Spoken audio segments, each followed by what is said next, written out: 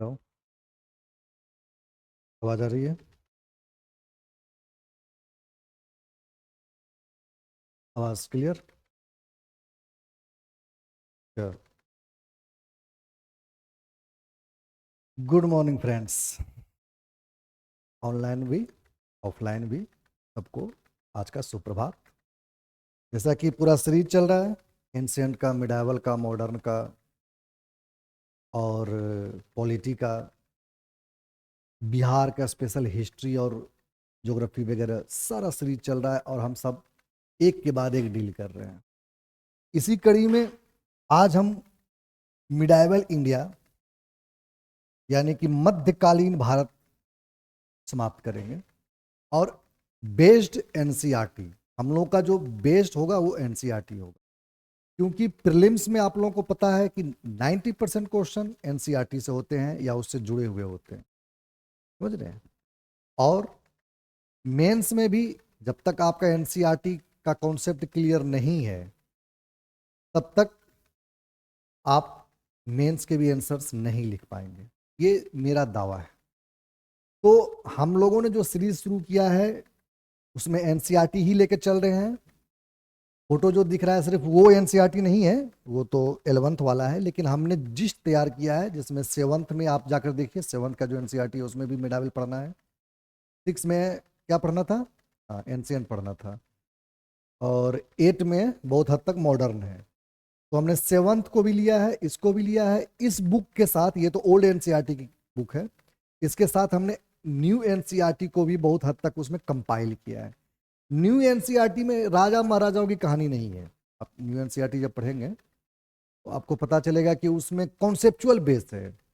आप देखेंगे कि अ, यात्रियों की नज़र में भारत, अब पूरा यात्रियों का वर्णन रहेगा उसमें। संस्कृति और सभ्यता, पूरा संस्कृति सभ्यता का मतलब ऐसा कोई सीरीज नहीं है कि ऊपर से पढ़ाए कि जैसे पहले दिल्ली सल्तनत में गुलाम आए, खिलजी आए, तुगलक आए, इस तरह से करके पढ़ाए और फिर मुगल को लाए, फिर अकबर बाबर पढ़ाए, ऐसा कुछ नहीं है। जब वो शुरू करेंगे संस्कृति न्यू एनसीईआरटी में तो पता चलेगा कि दिल्ली सल्तनत की संस्कृति भी है उसमें, मुगल सल्तनत की मुगल की भी संस्कृति है। वो चैप्टर खत्म हो गया, फिर नया चैप्टर शुरू हो गया, लोगों का जीवन। अब उसमें आप देखेंगे कि लोगों का जीवन वहां भी है, यहाँ मतलब एक जगह अलग अलग करके नहीं पढ़ाया गया है। तो उससे भी हमने जो कॉन्सेप्चुअल बेस है वो उठा लिया है, जो आपको पूछा जाएगा प्रीलिम्स में, और जो इससे आप प्रश्न उठ सकता है मेंस में, अलग अलग पीसीएस के एग्जाम में या उससे छोटे बड़े सारे एग्जाम में मिडावल बहुत इंपॉर्टेंट हो जाता है। और बहुत नेग्लेक्टेड है क्योंकि बहुत कम पढ़ाया गया है, और जो पढ़ाया भी गया है उसमें कॉन्सेप्ट की बातें बहुत कम है, लफारबाजी बहुत ज़्यादा है। तो हम वो सब नहीं करेंगे, लफारबाजी के काम नहीं करेंगे, बिल्कुल एनसीईआरटी बेस लेके चलेंगे। तो सबसे पहले समझेंगे कि मध्यकालीन मतलब क्या। मध्यकालीन मतलब क्या, यानी मिडाइवल अगर हम बोल रहे हैं शब्द कि ये है मध्यकालीन, तो मध्यकालीन का मतलब क्या हुआ? क्लियर आ रहा है? हम्म? बफर नहीं है ना? क्या ऑनलाइन वालों कुछ कमेंट वमेंट कीजिए, हम आपका कमेंट यहाँ पढ़ेंगे। आप जो भी कमेंट करेंगे हम यहाँ आपका कमेंट पढ़ लेंगे। बिल्कुल, यहाँ पे इंस्ट्रूमेंट रखा हुआ है हमारा, आप कमेंट कर सकते हैं आराम से। तो मध्यकालीन मतलब क्या? मध्यकालीन का मतलब ये हुआ कि इससे पहले कुछ घटनाएं घटी है और इसके बाद कुछ घटनाएं घटी है और ये उसके बीच का है। मध्यकालीन मतलब बीच वाला, बीच वाली घटनाएं, बीच की घटनाएं, समझ रहे हैं? बीच की घटनाएं, बीच मतलब गोवा वाला बीच नहीं, वहां पे बहुत सारी घटनाएं घटती है। मुझे भी गोवा जाने का मौका मिल गया और मैं वहां से भाग के शिरडी चला गया। अब आप कहिएगा कि सर आप तो लगता है बहुत ज्यादा भक्त टाइप के हैं। नहीं, ऐसा कुछ नहीं है। देखिए, आपको जहां पे अंदर से खुशी मिले, आत्मा की जो खुशी जहां पे आपको मिले, आप वहीं पहुंचिए। हो सकता है आप मेटेरियलिस्ट प्रकृति के हों। दुनिया में दो तरह के लोग हैं, दुनिया में सिर्फ दो ही तरह के लोग हैं, एक मेटेरियलिस्ट लोग मेटेरियलिस्ट और दूसरे स्पिरिचुअल। और बहुत सारे लोग इन दोनों के बीच में झूलते रहते हैं, वो गड़बड़ा जाते हैं, समझ रहे हैं। हालांकि इनको भी इनकी जरूरत पड़ती है और इसको भी इसकी जरूरत पड़ती है, तो थोड़ा थोड़ा तो सब में रहना चाहिए। लेकिन एक मैं डोमिनेंट प्रकृति की बात कर रहा हूं, और इसमें कोई बुराई नहीं है। अगर आप मेटेरियलिस्ट हैं तो उसमें कोई बुराई नहीं है, कोई दिक्कत नहीं है। चारवाक थे और बहुत सारी फिलोसफीज हैं। हम जो मध्यकालीन पढ़ेंगे पूरा मेटेरियलिस्ट। इसमें कुछ सूफी वगैरह जैसे लोग थे, लेकिन ज्यादातर राजा और महाराजा जो है, जो युद्ध कर रहे हैं, जो साम्राज्य जीत रहे हैं, वो क्या है? मेटेरियलिस्ट हैं। तो इन दोनों की प्रकृति होती है डोमिनेंट। तो हो सकता है कि आपके अंदर मेटेरियलिस्ट प्रकृति डोमिनेंट हो तो आपको गोवा में मजा आएगा, और अगर आपके अंदर स्पिरिचुअल प्रकृति प्रकृति अगर डोमिनेंट होगी तो आप उत्तराखंड में आपको मजा आएगा, समझ रहे हैं। तो वो अब स्पिरिचुअल में प्रकृति भी आ जाती है। अब 5 दोस्त जाएंगे मान लीजिए कि उत्तराखंड में, तो आप देखिएगा 2 लोग बहुत इंजॉय कर रहे होंगे, वाह क्या वातावरण है, क्या प्रकृति है, कविताएं प्रस्फुटित हो जाएगी। और बाकी 3 उसको ऐसे करके देख रहा होगा, अरे यार ठीक तो है, गाछ वृक्ष है, हवा चल रही है, क्या है यहाँ पे, मजा नहीं आ रहा। फिर वही 5 दोस्त गोवा जाएंगे, बीच पे सब मिलके चड्डी पहन के ऐसे सोए रहेंगे। फिर पता चलेगा कि उसमें से 2 दोस्त जो उत्तराखंड में मजा ले रहे थे वो सोचेंगे कि अरे ठीक है, बीच का तो आनंद है, लेकिन इन लोगों ने बीच को तबाह कर रखा है। वो क्रिटिसाइज करना शुरू करेंगे, देखो बीच की शुद्धता खत्म कर दी है, जहां तहां चिप्स के पैकेट फेंके हुए हैं, शैम्पू के सैशे फेंके हुए हैं, ये कोई तरीका हुआ? अब ये तीनों बहुत इंजॉय कर रहे होंगे। अबे तुम्हारी नजर चिप्स के पैकेट पे, उधर देख, पापड़ खाने वाली को देख, पापड़ खाने वाली को देख, चिप्स का पैकेट क्या देख रहा है तू? जो फेंकी है उसको देख। तो हर तरह के लोग होते हैं, जिसमें कुछ प्रकृति डोमिनेंट होती है, कुछ उम्र के साथ भी होता है। एक खास उम्र होता है जब आप 16 से लेके 25-25 के आसपास तक, कुछ लोग 30 तक खींच देते हैं और गजब के आनंद में है एकदम। उनको ये सबसे मतलब ही नहीं है, धर्म और रंग से, या फिर मतलब प्रकृति और कविता और ये सब सब बकवास लगेगा, और उनको मजा आएगा एकदम। या वो कार होता, BMW होता, यहाँ जाते वहाँ गर्लफ्रेंड होती, सब महंगी महंगी घड़ियाँ होती।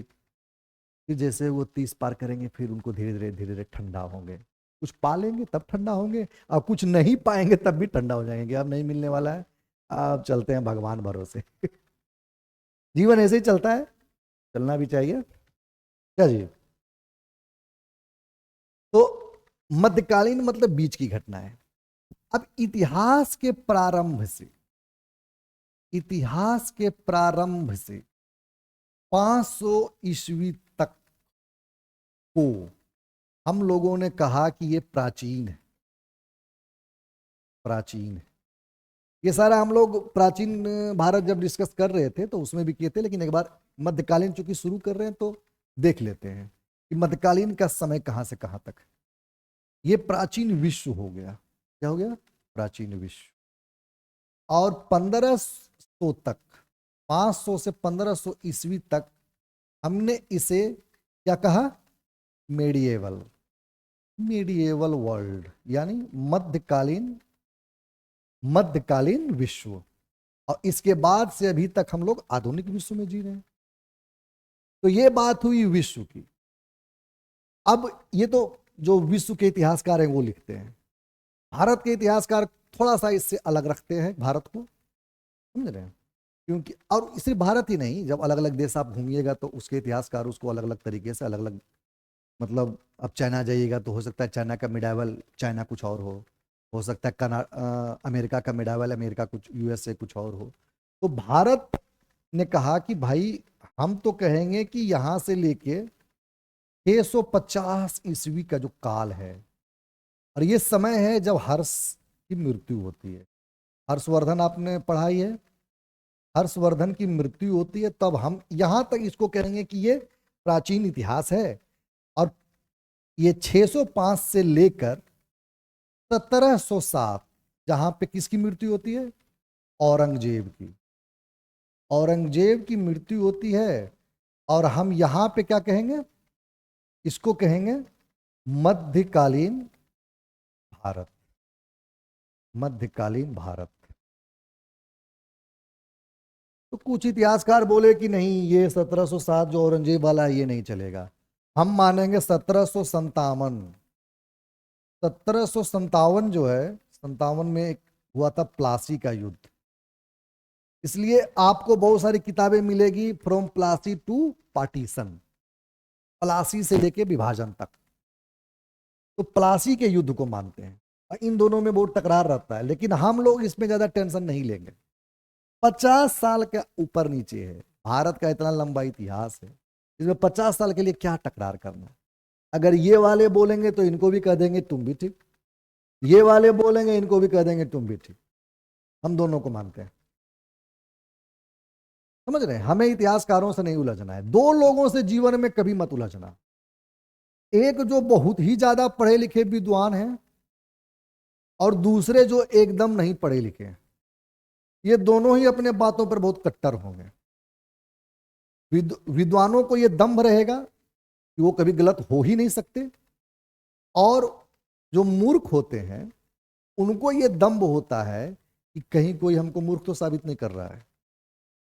आप उसको कहिए कि 1707 में था, 1757 था, वो जान नहीं रहा है 1757 में हुआ क्या है, लेकिन अब मुंह से निकल गया तो वो अब अडिग रहेगा, अब उसके लिए वो सिर कटा लेगा।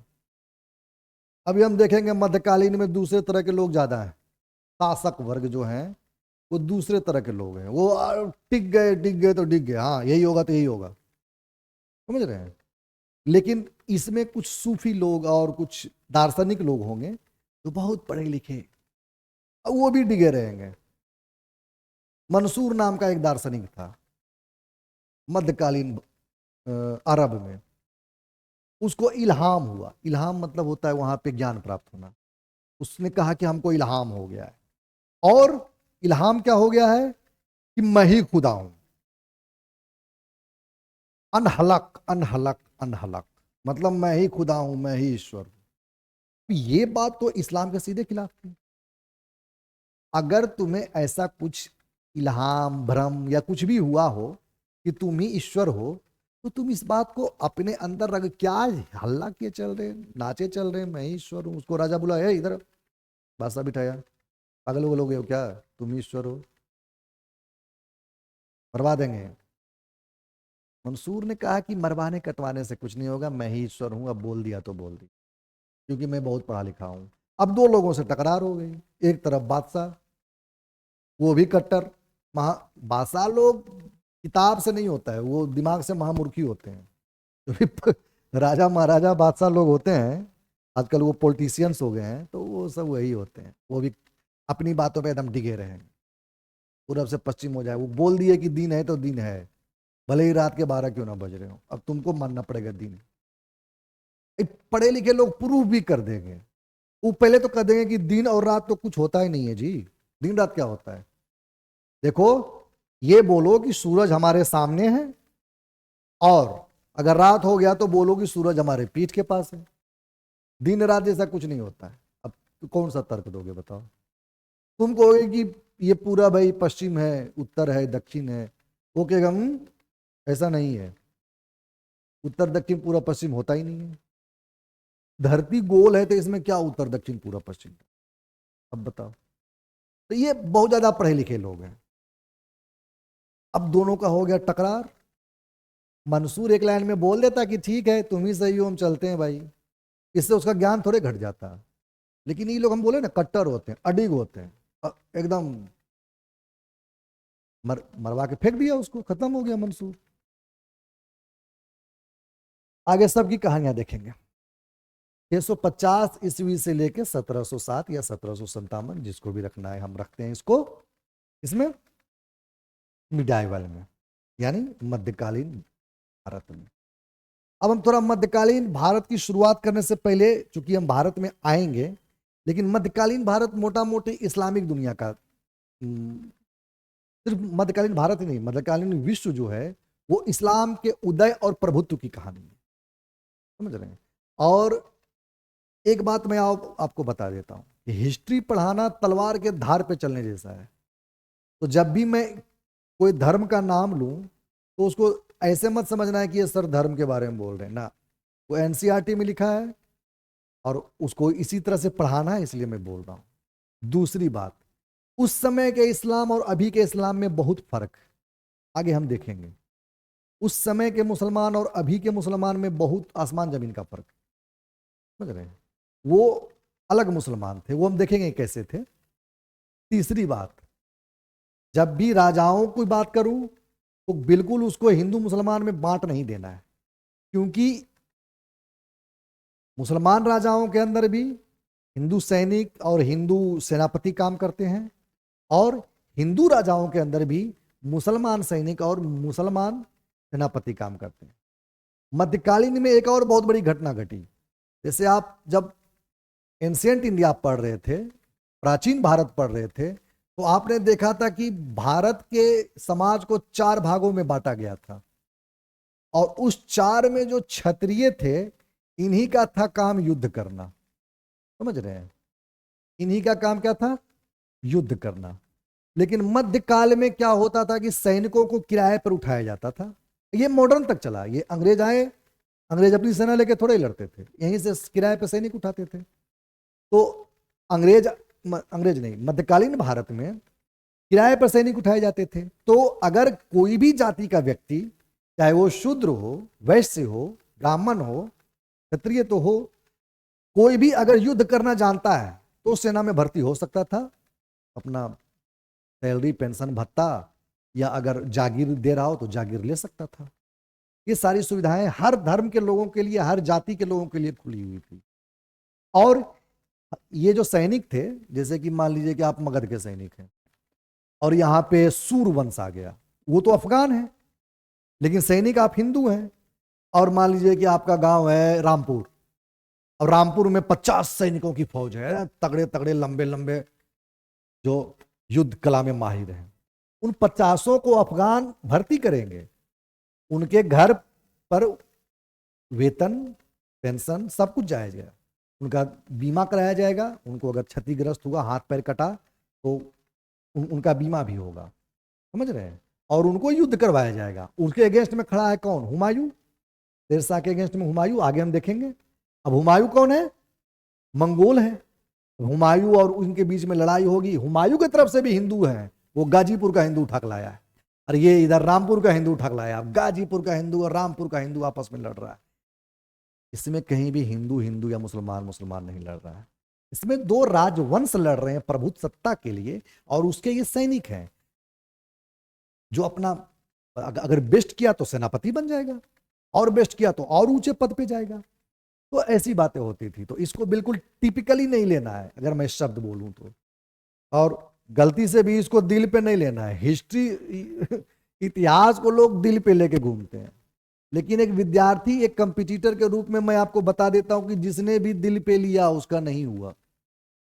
ये लिख के आप ले लीजिए, जो भी दिल पे लेगा, पढ़ रहे हैं तो अरे राणा सांगा तो जीत ही जाती, रास्ता का मिस्टेक हो गया था, नहीं तो बाबर को तो उलट ही दिए थे। नहीं, आपको बस जो कृष्ण कहते हैं ना, दृष्टा भाव से पढ़ना है, कॉन्सेप्ट तैयार करना है, आंसर राइटिंग लिखना है, बिल्कुल ही सेकुलर होकर, समझ रहे हैं?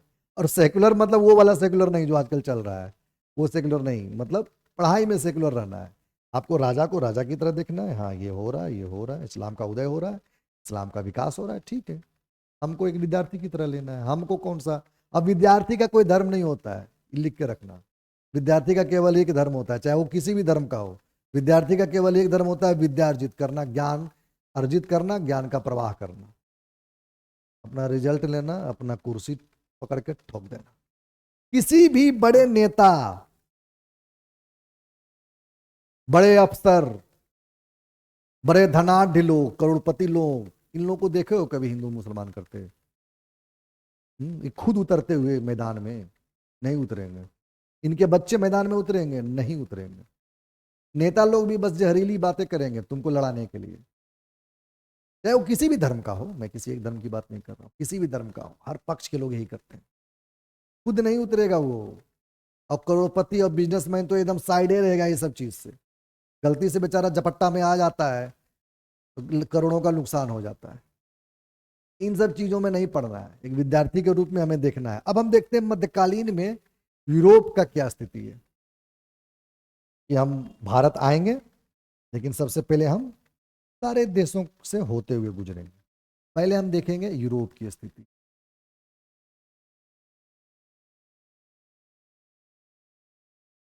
यूरोप में रोम साम्राज्य था, और जब मध्यकालीन भारत आया, सॉरी मध्यकालीन विश्व आया, तो लगभग 770 के आसपास से, 700 से रख लीजिए, 700 ईस्वी से इसका क्या हुआ, पतन होना शुरू। और एनसीईआरटी कहता है कि इसके पतन का कारण था स्लाव और जर्मन जातियों का हमला। स्लाव और जर्मन जातियां, स्लाव ये लोग गए थे किधर से, रूस के और मध्य एशिया की तरफ से। तो जब ये लोग वहां पहुंचे तो इन्होंने रोम साम्राज्य की ईंट से ईंट बजा दी, शब्द सब मैं बोल रहा हूं एनसीईआरटी से। और इस तरह से इसके पतन के बाद रोम साम्राज्य दो भागों में बट गया। एकदम कॉन्सेप्ट क्लियर करके चलना है क्या जी, कोई दिक्कत? खाली कैमरा देख के पढ़ाते हैं? नहीं नहीं, तुमको भी देख के पढ़ाएंगे, अब तुमको भी देखेंगे तुमको। खाली कैमरा देख के इसलिए पढ़ाते हैं क्योंकि बाद में ये जब ऑनलाइन जाएगा तो वो लोग कनेक्ट कर पाएंगे। तुम लोग तो ऐसे कनेक्ट कर रहे हो, व्हाइट बोर्ड के सामने खड़े हो, कुछ प्रश्न पूछना है पूछ दो, वो लोग बेचारे कहां से पूछ पाएंगे। हाँ, तो ये दो भागों में बट गया। पूर्वी भाग जो था ये बना बेंजेंटाइन, बेंजेंटाइन, यहां पे बेंजेंटाइन साम्राज्य आया, समझ रहे हैं? पूर्वी भाग पे बेंजेंटाइन साम्राज्य आया, समझ रहे हो? और ये पूर्वी भाग मतलब कहां कहां, मतलब पूर्वी यूरोप, पूर्वी यूरोप और पश्चिमी एशिया, जैसे कि सीरिया हो गया, सीरिया वगैरह का क्षेत्र हो गया। इसको पूर्वी पूर्वी यूरोप जो है, इसको क्या बोलते हैं, ग्रीक भी बोलते हैं। ग्रीक लोग यहीं रहते थे पहले, बहुत पहले, वो एंशियंट वर्ल्ड की बात हो गई, समझ रहे हो? तो यहाँ पे सीरिया था, और उससे जो आसपास के लगे हुए क्षेत्र थे, जैसे तुर्की हो गया। वर्ल्ड मैप पे जाना, तब अपना अपना एड्रेस निकाल लो, सीरिया, तुर्की, और पूर्वी यूरोप में इटली वगैरह का जो क्षेत्र है उसको देखो, समझ रहे हो? बहुत सारे देश तुमको यूक्रेन के पास से भी दिखेंगे, यूक्रेन तो ऊपर हो गया, उससे नीचे के पार्ट में दिखेंगे, समझ रहे हो? तो इन सब पे कौन आगे, बेंजेंटाइन। और पश्चिमी भाग पे, जो पश्चिमी भाग है उस पे क्या हो गया, स्लाव का, इसका स्लाव, पश्चिम भाग पे स्लाव का कब्जा हो गया। और एक तरह से कह लो कि ये बिल्कुल पतन के कगार पे चला गया, और यहीं पे आ गया अंधकार युग। ये पूरा जो युग है इसके लिए, ये अंधकार का युग था। इसका, यूरोप का। असली यूरोप तो पश्चिम में ही है।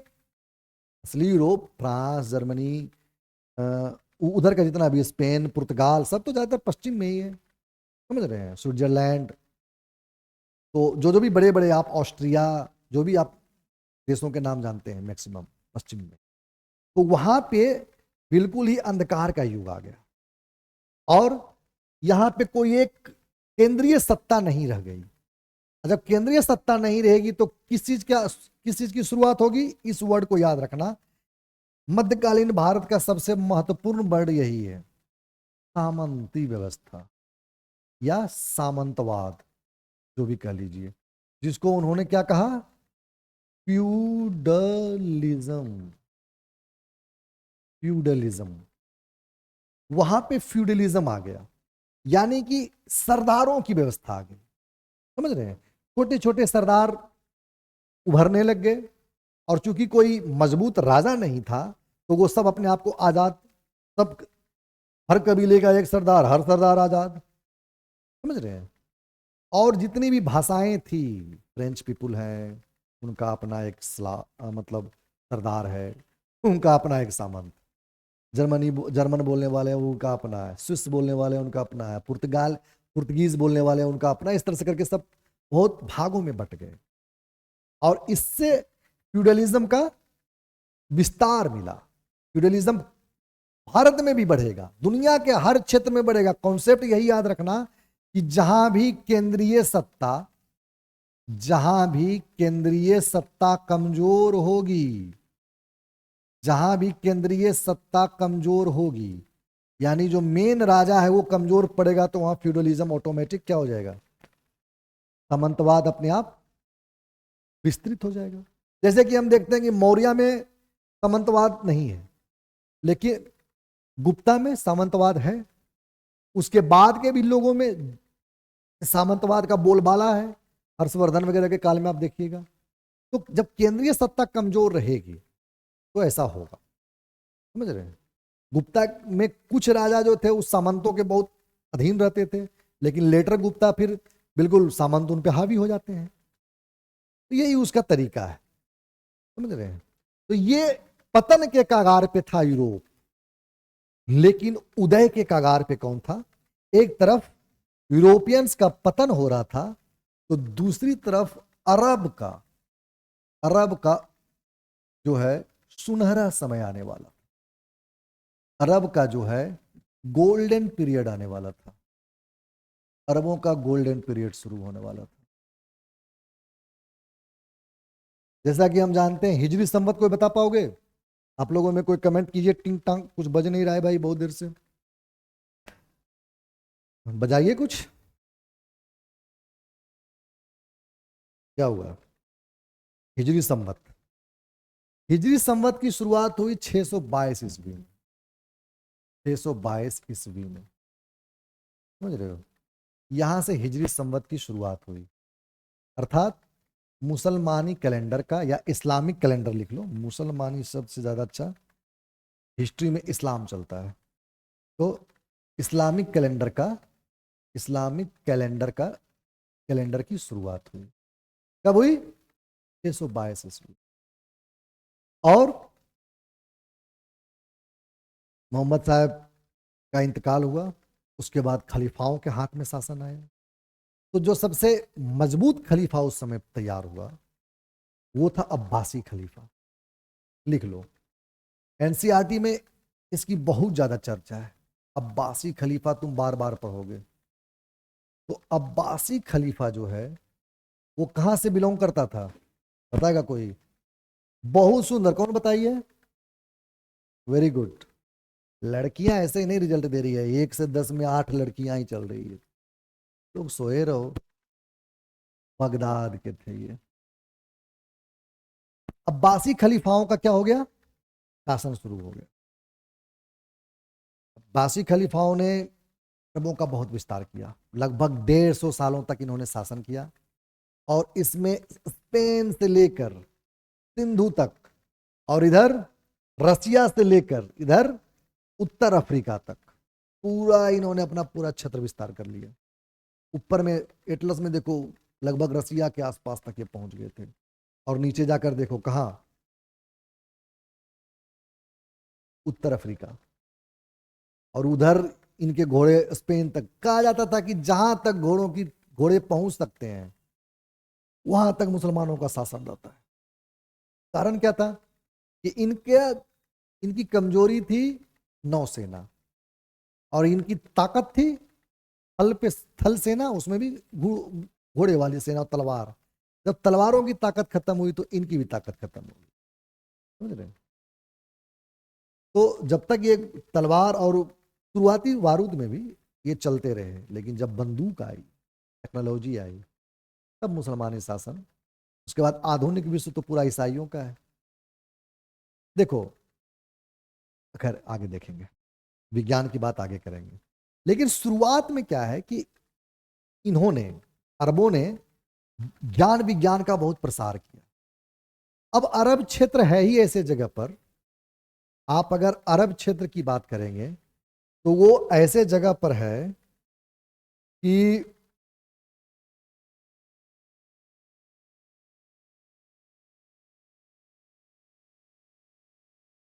जरा सा 2 मिनट समय देना मुझे।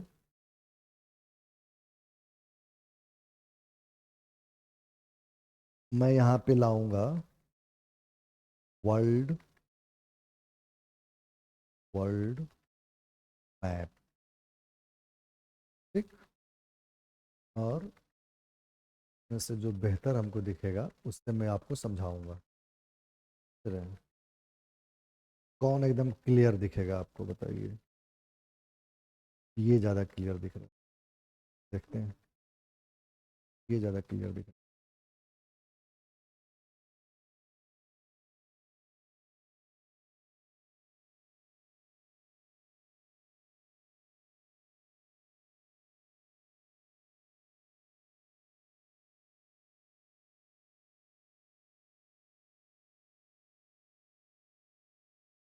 ऑनलाइन वालों बताओगे कि तुम लोगों को अच्छा से दिखाई दे रहा है कि नहीं,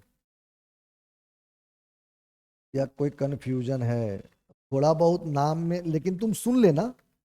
अगर तुम्हें ऐसा लगे कि हमको कंफ्यूजन क्रिएट हो रहा है सर, तो तुम सुन लेना, समझ रहे हो। अब देखो, ये है हमारा वर्ल्ड मैप, इसको हम रखेंगे। और इसमें हम, ये देखो, ये क्षेत्र जो है ये है अरबों का, अरबों की जन्मभूमि, मतलब जहां पे अरबों का केंद्र रहा वो ये है, ये पूरा क्षेत्र। और इनका विस्तार यहां स्पेन तक हुआ, इधर से होते हुए, और यहां इधर यहां तक हुआ। यहाँ पे ये सब क्षेत्र अरबों ने जीता था। बाद में फिर परिस्थितियां बहुत बदल गई, लेकिन शुरुआत में बहुत विस्तारित क्षेत्र था। अब यहाँ पे देखो, यहाँ पे क्या है कि ये ज्ञान विज्ञान का क्या बन गए, केंद्र बन गए। कैसे केंद्र बन गए ये बताओ। अब देखो, इंडिया का जो ज्ञान है वो यहाँ पे पहुंचा। इंडिया, भारत से क्या क्या गया, अंक गणित गया, दशमलव प्रणाली गई, चरक संहिता आपने पढ़ा होगा, चरक संहिता के बारे में पढ़ा है ना। हाँ, तो यहाँ से चिकित्सा ज्ञान गया, खगोल ज्ञान गया, जैसे कि सूर्य संहिता आर्यभट्ट की। इस तरह से करके यहाँ से पंचतंत्र गया, मतलब कहानियों की, उपदेश वाली कहानियों की। और ये पढ़ते थे बीच में, इधर आता था यूरोप। तो पहले ज्ञान यहीं यहाँ जाता था, और इन्हीं से होते हुए ये यूरोप जाता था, समझ रहे हैं। टेक्नोलॉजी चाइना से बहुत सारी आई। कैसे, जैसे कि कागज की छपाई, समझ रहे हैं, कागज का निर्माण, बारूद का निर्माण चाइना वालों ने किया, छपाई की शुरुआत चाइना वालों ने की। तो चाइना से क्या, हाँ, कैंपस का बहुत अच्छा, कंपास जो होता है, जो समुद्र में दिशा सूचक यंत्र होता है, उसकी भी शुरुआत किसने की, चाइना के लोगों ने की। तो ये सब का ज्ञान अरबों ने लिया, और अरबों से ये ज्ञान फिर किधर गया, इस तरफ गया, मतलब यूरोप की तरफ गया। तो ये ज्ञान का एपी सेंटर बन गया था मध्यकालीन भारत में, सॉरी, मध्यकालीन विश्व में। तो मध्यकालीन समय में, मध्यकाल के पीरियड में ये ज्ञान का एपी सेंटर बन गया था, और यहीं से होकर ज्ञान का प्रसार होता था। और इधर से भी जो चीजें थी वो यहीं से होकर इधर जाती थी। व्यापार का भी ये एपी सेंटर हो गया था। इसलिए आप जब कुरान पढ़िएगा, मोहम्मद साहब खुद व्यापार परिवार से आते हैं। बड़े बड़े ऊंट के वो कारवां चल रहे हैं, उसके पीछे व्यापारी चल रहे हैं। ये सारी चीजें आप स्पिरिचुअल किताबों में भी पढ़ेंगे, महान लोगों की जीवनियों में भी पढ़ेंगे। तो उस समय मध्यकाल का ये सेंटर हो गया, समझ रहे हैं। और ज्ञान के पूरे विश्व में ज्ञान के प्रसार में इसकी बहुत भूमिका होगी। भिया यहीं से जाएगा। वो जो नहीं कहता है, जब आप बस पे जाते हैं तो बोलते रहेगा भिया, मतलब भाया, वो लोग भिया भिया करेगा, भाया। तो बस पे लिखा रहेगा, यहाँ कहाँ जाएंगे, बेतिया जाएंगे भाया मुजफ्फरपुर। कहाँ जाएंगे, भागलपुर जाएंगे भाया ये लखीसराय। तो भाया लिखा रहेगा। या आपको दिल्ली जाना है, कैसे जाए, भाया मुगल सराय है जी कि भाया वाराणसी है, तो जी भाया मुगल सराय है, अच्छा ठीक है। तो ज्ञान भाया किसके थ्रू, सऊदी अरेबिया के थ्रू चारों तरफ पहुंचा। 8वीं सदी तक इन्होंने ये जो क्षेत्र है, सिंध का जो क्षेत्र है, भारत के जो सिंध का क्षेत्र है, वो अरबों ने जीत लिया 8वीं शताब्दी तक। ये सब तुम लोग लिख लो, समझ रहे हो। तो 8वीं शताब्दी तक अरबों ने, उस पर हम बार बार लौटेंगे, 8वीं शताब्दी तक अरबों ने सिंध को जीत लिया था। समझ रहे हो क्या?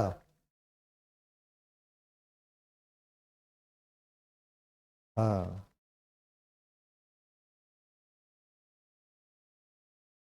नहीं नहीं नहीं नहीं, वो बात नहीं।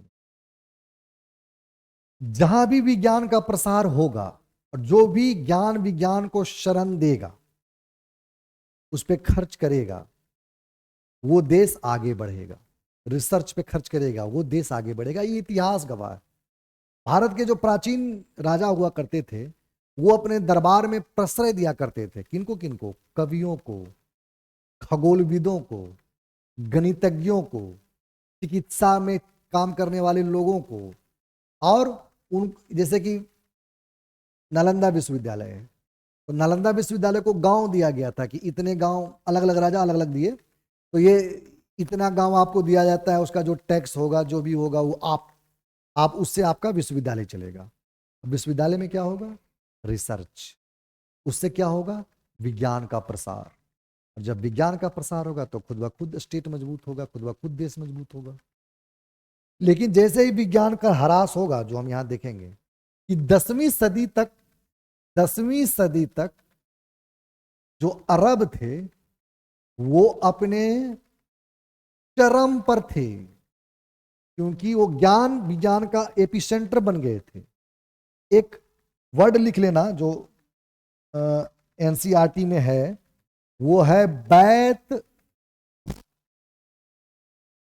उल बैत उल हरम,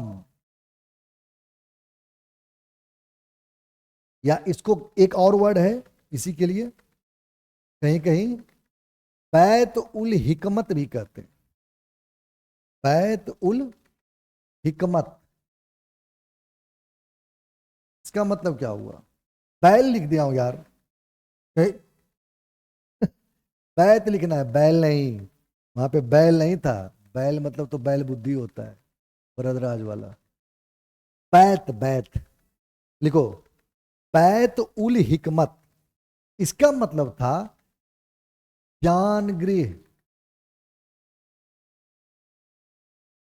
यानी नॉलेज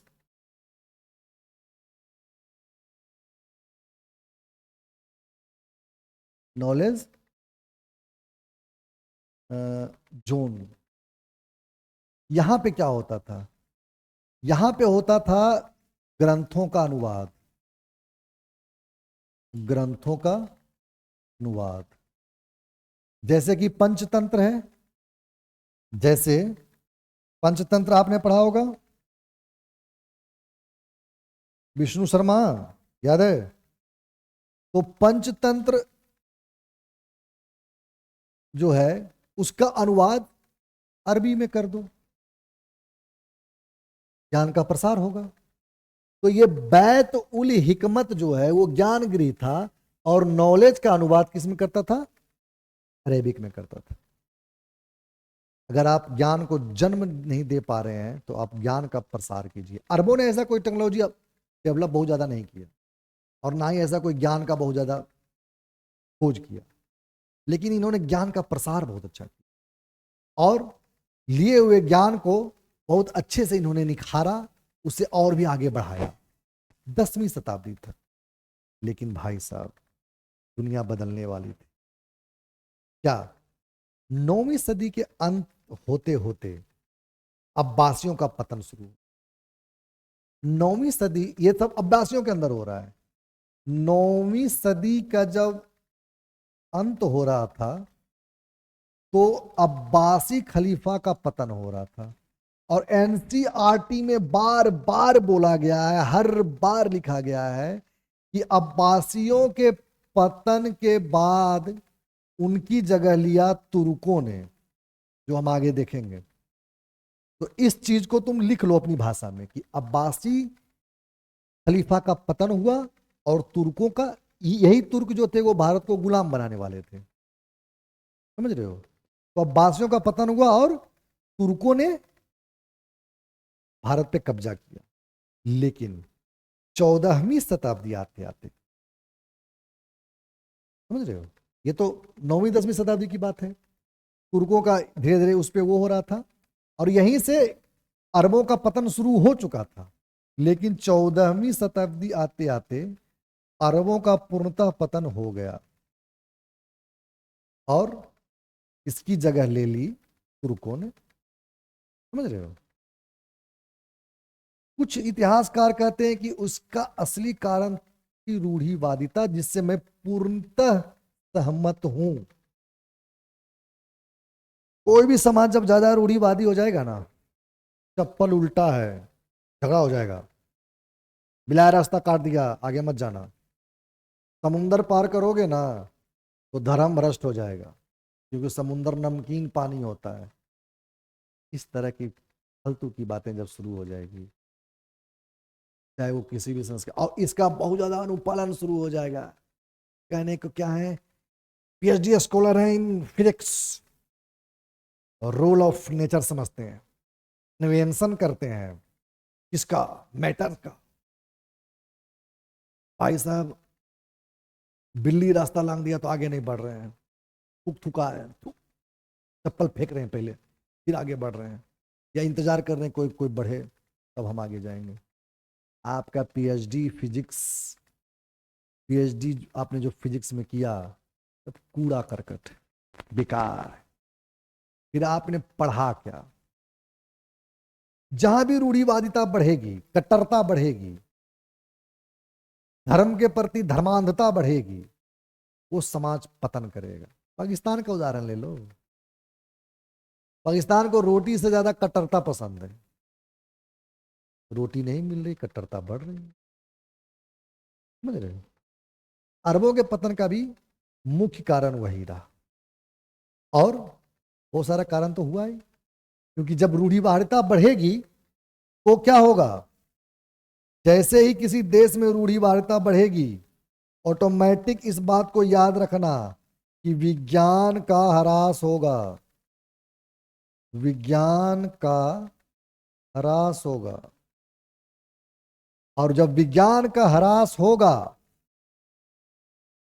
तो वो देश हार जाएगा। अगर तुम्हारे देश में, तुम देख लेना, अगर तुम्हारे देश में, किसी भी देश में वैज्ञानिकों से ज्यादा सम्मान पुजारियों को मिल गया, समझना तुम्हारा देश डाउनफॉल पे है। ये एकदम पैमाना है। या जैसे कि मैं एक उदाहरण से आपको समझाना चाहूंगा, बिल्कुल आगे आ जाइए, यूरोप में आ जाइए। मैं अगर आपसे पूछूं कि हिटलर के हिटलर के पतन का या हिटलर की हार का मुख्य कारण क्या है, हिटलर की हार का मुख्य कारण क्या है, अगर मैं आपसे पूछूं तो आप क्या जवाब देंगे। बहुत सारे जवाब देंगे, ये हुआ, रसिया पर अटैक कर दिया, वो अमेरिका बीच में आ गया, वो ऐसे कुछ नहीं, सब बकवास है, बातों नहीं बातें। मूल कारण यह था कि हिटलर ने वैज्ञानिकों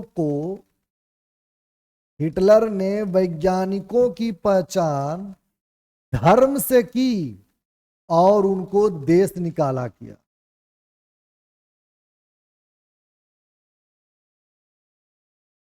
इतनी कट्टरता जब तुम्हारे अंदर आ जाएगी कि तुम अपने ही देश के वैज्ञानिकों का सम्मान करना भूल जाओ, क्योंकि वो किसी और पंथ संप्रदाय या किसी और कोई भी और मतलब विचारधारा से हो, तो समझ लेना कि अब तुम्हारा देश बहुत जल्दी, या तुम बहुत जल्दी विनाश पे हो। यही कारण है कि भारत में सबसे सम्मानित आधुनिक भारत में स्वतंत्रता के पश्चात, अगर मैं किसी एक व्यक्ति का नाम पूछूं कि वो सबसे अधिक सम्मानित कौन है, तो एक ही नाम आपके जहन में आएगा, कौन, अब्दुल कलाम। भारत के लोग इनको बस समझ लीजिए कि मूर्ति बिठा के पूजा ही नहीं की है, बाकी सारा सम्मान दिया। हिंदू बहुल देश, मुसलमान वैज्ञानिक, कोई प्रधानमंत्री नहीं हुआ जो उनके कब्र पे जाकर झुक प्रणाम ना किया हो। कोई भारतीय व्यक्ति मुझे आज तक नहीं मिला जो इस व्यक्ति के खिलाफ दो शब्द बोल दे। अब वैसे तो मैंने कल ही बताया था आपको, ज्ञान दलीचा चढ़ गए और स्वान, दुनिया को बोलने दीजिए, स्वान संसार भोगता रहेगा।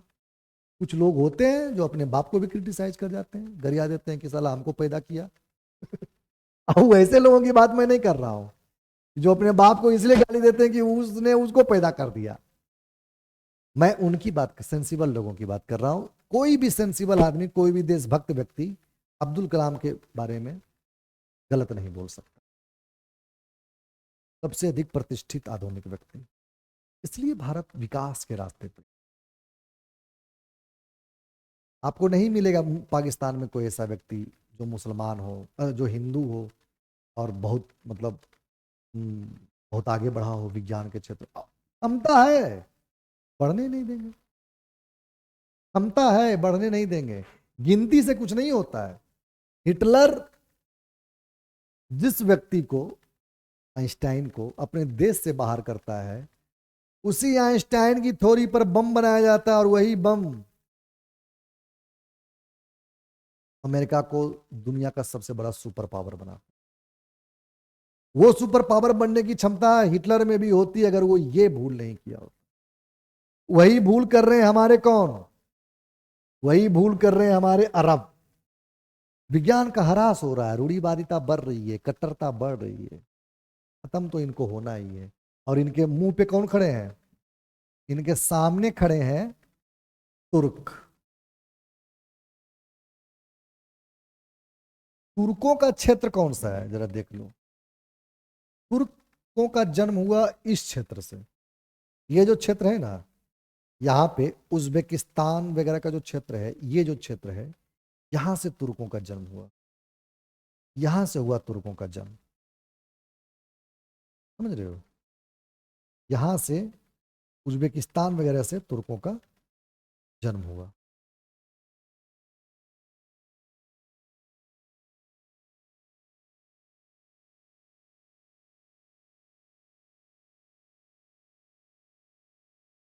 उज्बेकिस्तान वाले क्षेत्र से तुर्कों का जन्म होता है। और वो तुर्क कबीले जो थे, वो धीरे धीरे करके पूरे अरब और अन्य क्षेत्रों पर, जो भी अरबों अरबों का क्षेत्र था, वो धीरे धीरे जीत जाते हैं। और इनका जो मतलब साम्राज्य था, वो वोल्गा नदी से शुरू होता था और सिंध नदी तक आता था। इधर अफगानिस्तान से शुरू होता था और उधर सीरिया और उससे आगे टर्की वगैरह सब इन्हीं के क्षेत्र में था। ये इन्होंने भी बहुत बड़ा साम्राज्य बनाया। किसने? कहाँ हो तुम?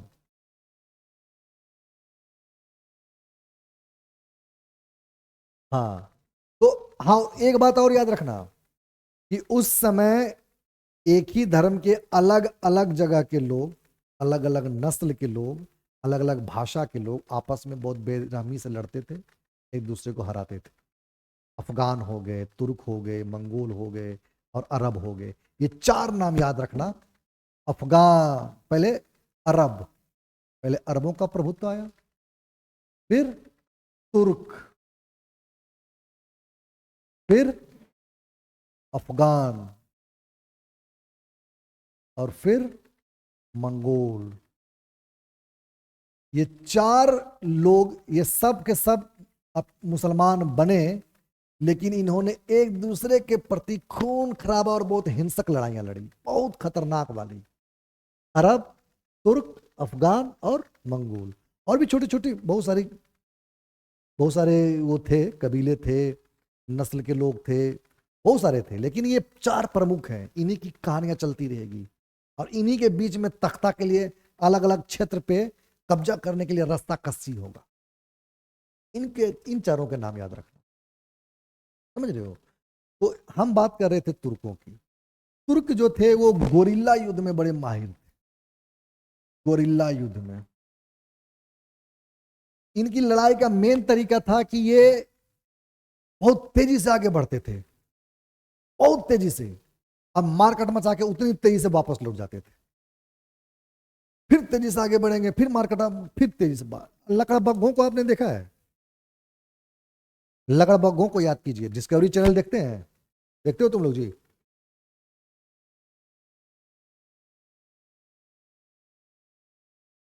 शेर के मुंह से शिकार छीनने की अगर किसी के अंदर क्षमता है, कुव्वत है, साहस है, तो सिर्फ एक जानवर में है, और वो है लकड़बग्घा। लकड़बग्घा क्या करेगा? झुंड में आएगा, बहुत तेजी से, जैसे शेर शिकार करके बैठा हुआ है, दावत उड़ रहा है, खा रहा है मजे में, लकड़बग्घा पूरा तेजी से आएगा, पूरा झुंड के साथ, एक तरफ से पूरा शोर मचाता हुआ आता है, पूरा हु करता हुआ आएगा, सारे शेरों का ध्यान उधर जाएगा, वो उसको भगाने जाएंगे, दूसरी तरफ से वो एक टांग लेके गायब। उसके बाद दूसरी तरफ से आएगा, हु करते हुए शेर उधर जाएंगे, दूसरी तरफ से आएगा, मुंडी लेके गायब। समझ रहे हो? बहुत साहसी होता है लकड़बग्घा। ठीक, वही ये लोग थे, एकदम हुआते हुए आते थे, मारकट मचाते थे, भाग जाते थे। इतनी तेजी से आएंगे, इतनी तेजी से मारेंगे, भागेंगे कि तुमको समझ में नहीं आएगा। ये सब एनसीईआरटी में लिखा है, इसलिए मैं तुम्हें बता रहा हूं। कोई पोथी बात, जितना भी मैं बात किया हूं, सब एनसीईआरटी के शब्द हैं, जाके पढ़ना घर में, समझ रहे हो। तो इन्होंने एक, जो ये तो जातियां हैं ना, उस समय जो सबसे प्रभुत्व वाली जाति आई, जो सबसे प्रभुत्व वाला साम्राज्य आया, वो था ख्वारिज्म। ख्वारिज्म, नाम लिख लो, कौन सा? ख्वारिज्म। ख्वारिज्म साम्राज्य का प्रभुत्व हुआ, ख्वारिज्म साम्राज्य का प्रभुत्व हुआ। यही तुर्क आगे जो भी हम भारत में पढ़ेंगे, गोरी और गुलाम वंश, और कौन सा, तुगलक वंश, खिलजी वंश, गुलाम, खिलजी, तुगलक, सब यही आ रहे हैं।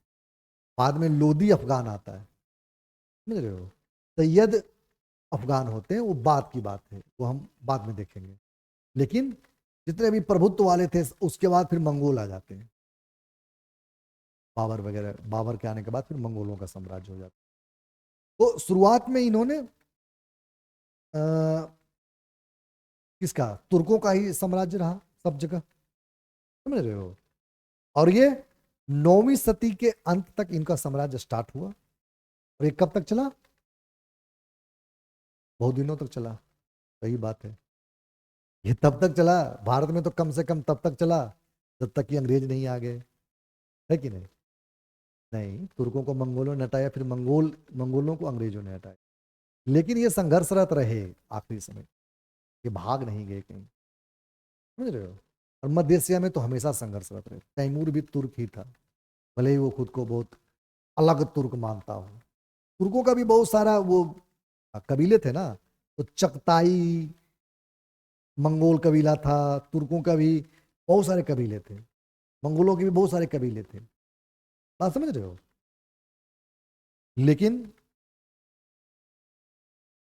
तुर्कों को मध्य एशिया से मंगोलों ने, मैंने कहा ना, अरब, तुर्क, उसके बाद ये आएंगे मंगोल, अरब तुर्क के बाद मंगोल। अरबों को पढ़ लिया, ये तुर्क आए मध्य एशिया में। इसके बाद आया एक बहुत ही खतरनाक आदमी, और उसका, उसको कहते हैं ईश्वर का अभिशाप। ईश्वर का अभिशाप, ईश्वर का अभिशाप, यानी चंगेज खान, यानी मंगोल।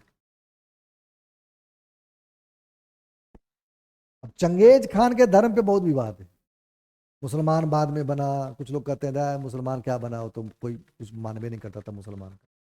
कुछ कहते हैं कि आखिरी समय में जाके बना, जब तक वो बहुत हिंसक था तब तक तो मतलब वहाँ का वो कबीलाई धर्म ही अपनाता था। मध्य एशिया में कबीला थे जो मूर्ति पूजक थे, प्रकृति पूजक ज्यादा थे, मूर्ति पूजक करना सही नहीं होगा, प्रकृति पूजक ज्यादा थे मध्य एशिया में। और भी कुछ धर्म था, जैसे सबसे बौद्धों का बहुत प्रभुत्व था वहां, समझ रहे हो? बौद्धों का बहुत ज्यादा प्रभुत्व था, बौद्ध बहुत फैले थे।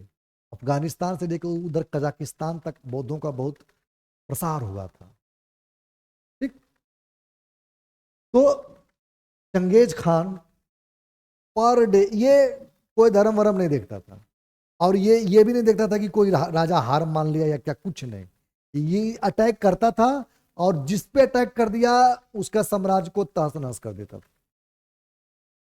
1226 में ये मरा, और तब तक कहते हैं कि इसने कम से कम 2-3 करोड़ लोगों को काटा था। इतनी बड़ी पैमाने में, इतना तो कोरोना भी नहीं मारा जितना चंगेज खान मार दिया, समझ रहे हो? एबीसी से ही होता है, सी से जो भी होता है ना, सी बहुत खराब वर्ड है, इसलिए भारत में कहते हैं हमारे माथा पर सी लिखल है क्या, सी बहुत खराब वर्ड है। चंगेज खान ले लो, चंगेज खान, कोरोना भी सी से होता है, चाइना भी सी से होता है, अब खतरनाक। अब किसी का नाम सी से हो तो फिर हम पर मत गुस्साना, हम ऐसे मजाक में बोल रहे हैं, समझ रहे हो, जोक से पार्ट। लेकिन इसने बहुत बुरी तरह से लोगों को मारा, काटा, तहस नहस कर दिया। और यही कारण था, ये इसका जो प्रसार हुआ, का जो इस तरफ प्रसार हुआ चंगेज खान का, इसका ये यहां से चंगेज खान उभरा, और ये मार काट मचाता हुआ इधर से जाता हुआ इधर चला गया, पूरा मार काट मचाया। यहाँ पे बहुत हद तक उसने बहुत दिनों तक रावी नदी के किनारे बहुत दिनों तक इंतजार किया, लेकिन वो भारत की तरफ नहीं आया। पता नहीं उसके मन में क्या रहा होगा, वो रावी नदी को लांघा नहीं। रावी नदी के किनारे एनसीईआरटी बोलता है कि 3 महीने तक शिविर डाल के रहा, लेकिन रावी नदी को लांघा नहीं, उधर से ही लौट गया।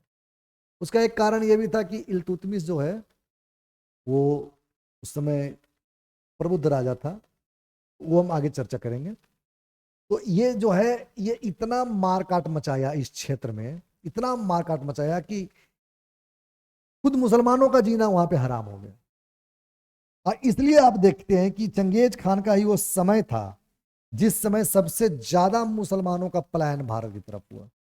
अब यहाँ पे तो एकदम हिंसक चल रहा है ना, चंगेज खान का जबरदस्त वाला चल रहा है एकदम इस क्षेत्र में, तो ऑब्वियस सी बात है कि सब भाग के इधर आएंगे। तो बहुत ज्यादा पलायन हुआ सूफी संतों का, व्यापारियों का, राजाओं का। मध्य एशिया के मुसलमान भाग भाग के भारत में शरण लेना शुरू किया। भारत में उस समय दिल्ली सल्तनत थी, इल्तुतमिश था। तो मैंने आपको जो बताया कि तुर्कों ने एक राजवंश यहाँ पे स्थापित किया था, और वो कौन था? ख्वारिज्म राजवंश। बताया था मैं अभी आपको, ख्वारिज्म। तो ख्वारिज्म राजवंश का एक शासक था जलालुद्दीन। जलालुद्दीन। तो पहले तो चंगेज खान ने इसके पूरे शासन को खत्म कर दिया। ये तुर्क है, आपको पता है, ये ख्वारिज्म जो है ये तुर्क है।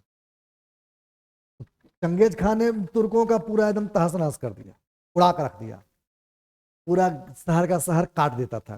कहते हैं कि टीला बना देता था, छोटा छोटा पहाड़ी बना देता था आदमी के मुंडी का, इतना मुंडी काट के फेंकता था कि पहाड़ी बन जाता था। तो जलालुद्दीन भाग के आया इधर भारत के तरफ, इल्तुतमिश के पास। इल्तुतमिश के पास आया और कहा कि हमको शरण दो। इल्तुतमिश बोला ये सब राजपूतों का काम है, हमारा नहीं है। शरणागत रक्षा भवतु, ये सब हमारा नहीं है। तुमको शरण देंगे तो उधर से ही आ जाएगा ईश्वर का अभिशाप, और फिर हम खुद को बचाएंगे कि तुमको शरण देंगे, पूरा भारत बर्बाद हो जाएगा। और ऐसी बात है। तो उसने शरण देने से मना कर दी, और जब उसने शरण देने से मना कर दिया तब क्या हुआ? चंगेज खां रावी नदी से लौट के चला गया। चंगेज खां की मृत्यु 1226 में हुई, ये तो मैं आपको बता ही चुका हूं। बहुत खतरनाक, मतलब बहुत ही विनाशकारी व्यक्ति, समझ रहे हो, बहुत ही विनाशकारी व्यक्ति। लेकिन सबका विनाश का समय आता है। चंगेज खान का विनाश करने आया एक और खतरनाक, हालांकि चंगेज खान तो मर ही गया था, उसके वंशजों का कहिए कि 14वीं शताब्दी के अंतर अंतर इसका भी खत्म हो गया। क्यों? ये मंगोल और फिर से एक तुर्की राजा, और भारत की नजर में वो लुटेरा तैमूर लंग, तैमूर, जिसको तैमूर लंग हम लोग कहते हैं कि लंगड़ा था। तो तैमूर 1370 में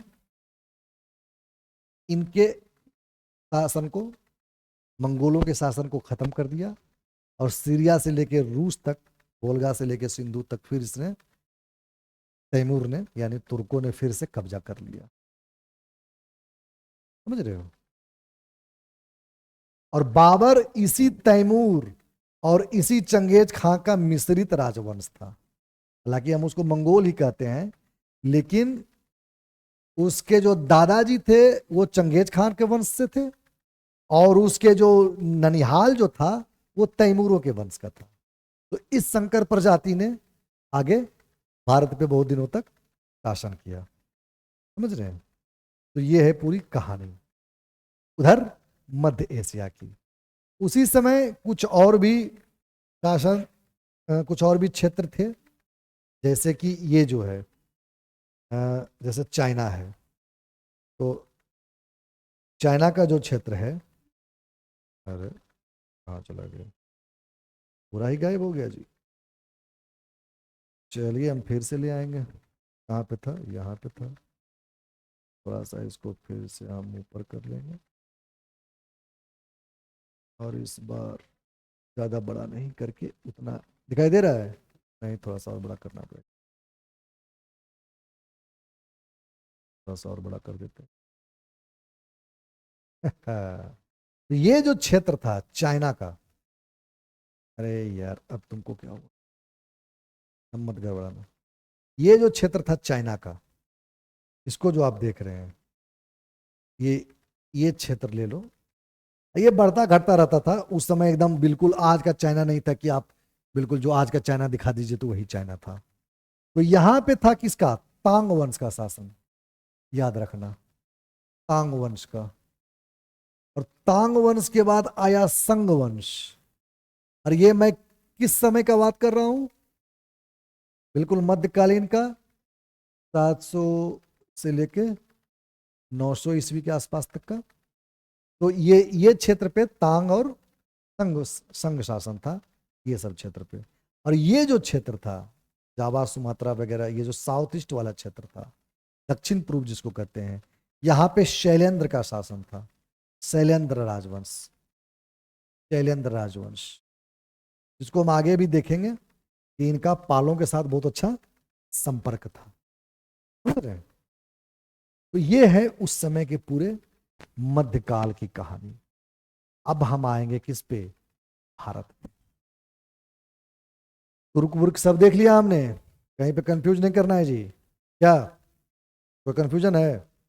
कंफ्यूजन है तो अभी अभी प्रश्न पूछो।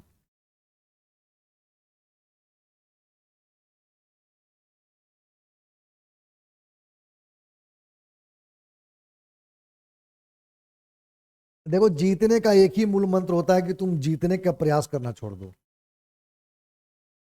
समझ रहे हो? अब तुम कहोगे सर प्रयास ही नहीं करेंगे तो जीतेंगे क्या? अरे जीतने का प्रयास करना छोड़ने का मतलब हुआ, याद करो वो पीयूष मिश्रा का वो गाना, क्या, जीत की हवस नहीं किसी पे कोई बस नहीं, क्या जिंदगी है ठोकरों पे मार दो। समझ रहे हो? जीत की हवस छोड़ दो। एग्जाम में बैठे हैं, नहीं होगा तो क्या होगा, पता नहीं बाबूजी क्या बोलेंगे, एक का ए, फिर पता नहीं ये वाला क्वेश्चन में नहीं आ रहा है, पता नहीं आगे का क्वेश्चन कैसा रहेगा, टू का नहीं आ रहा है, तीन का पता नहीं क्या, चार, हाँ चार वाला लगता है आ रहा है, अब चार वाला आ भी रहा है तभी भुला जाओगे ना। ज्यादा अगर जीत से, फल से अटैच रहोगे, कृष्ण ने क्या कहा, फल की चिंता छोड़ दो। फल की चिंता छोड़ देने का मतलब क्या हुआ? दिमाग का वो प्रयत्न छोड़ दो कि हमको जीतना है, जीतना है, जितना है, जितना जितना जितना जितना तो जरूरी है, नहीं जीतेंगे तो नहीं होगा। कैसे होगा? जिन मर जाएंगे, नहीं नौकरी मिलेगा तो। इस तरह का जो माइंडसेट का आदमी होता है वो कभी जीवन में कुछ अपना द बेस्ट तुम दे ही नहीं पाओगे, मस्टटियाल बैठल रहोगे। इन सबको देखो ना, इन लोगों की कोई जिंदगी थी जी। बाबर को ले लो, बाबर हर जगह हार गया, उसका अपना भाई उसको अपने देश से बाहर कर दिया, शादी ब्याह किया, किसी तरह काबुल में आके बसा, छोटा सा रियासत पे शासन किया, लेकिन अपने पास्ट को कभी अपने अपने ऊपर हावी नहीं होने दी। और जो व्यक्ति अपने पास्ट को कभी अपने ऊपर हावी नहीं होने देगा वो जीतेगा। और जो व्यक्ति जीत की हवस नहीं रखेगा, उसको भारत पे अटैक करना था तो बस करना था, उसने तैयारी की, आके अटैक कर दिया। इब्राहिम लोदी को हरा देना कोई मामूली बात है। राणा सांगा कई बार प्रयास किए थे, पूरे राजपूत एक साथ मिलकर प्रयास किए थे, इब्राहिम लोदी नहीं आ रहा था। इतना आसान नहीं था इब्राहिम लोदी को हरा देना। दिल्ली पे सबकी नजर थी, लेकिन आखिर बाबर ही क्यों जीता, आगे हम देखेंगे। तो जीत की, इतिहास तुमको जीतना ही तो सिखाता है। जो इतिहास से नहीं सीखा वो कहीं नहीं सीख पाएगा। इतिहास की कक्षा में सिर्फ ये नहीं चल रहा है अब्बासी, फारिज्म, तुर्क, मंगोल, ये कहानियां नहीं है केवल। चंगेज खान से मैं नहीं कहूंगा कि तुम लोग लो, चंगेज खान कोई, मैं उसको विजेता नहीं मानता, वो शासक नहीं था, वो हत्यारा था, लुटेरा था।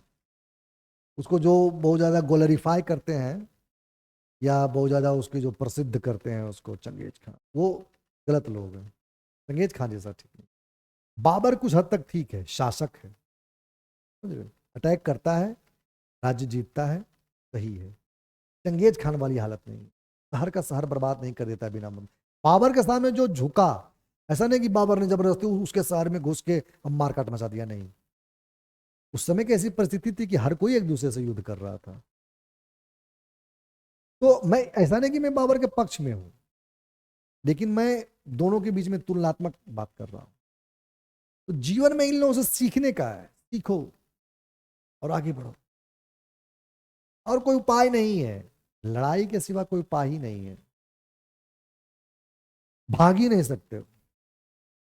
अगर तुम कोशिश कर रहे हो कि प्रिपरेशन छोड़ दो, कुछ और शुरू कर दो, वहीं संघर्ष शुरू हो जाएगा। रेडी का जो ठेला लगाता है, कभी उससे बैठ कर तन्मयता से पूछना कितना कमाते हो भैया, सिर्फ ये मत पूछना इसको कितना बांटते हो भैया, जरा ये पूछ के दिखाना, फिर तुम्हें समझ में आएगा कि संघर्ष किसको। समझ रहे हो? तो ये हमारा पूरा कॉन्सेप्ट था। चैप्टर 1 में लगभग यही कहानी है, हालांकि मैंने कुछ आगे के चैप्टर्स को भी इसमें जोड़ा है ताकि कहानी आगे तक समझ में आ जाए। अब हम आगे भारत को देखेंगे और इस बीच में हम लेंगे एक छोटा सा क्या ब्रेक। ठीक है, मजा लो।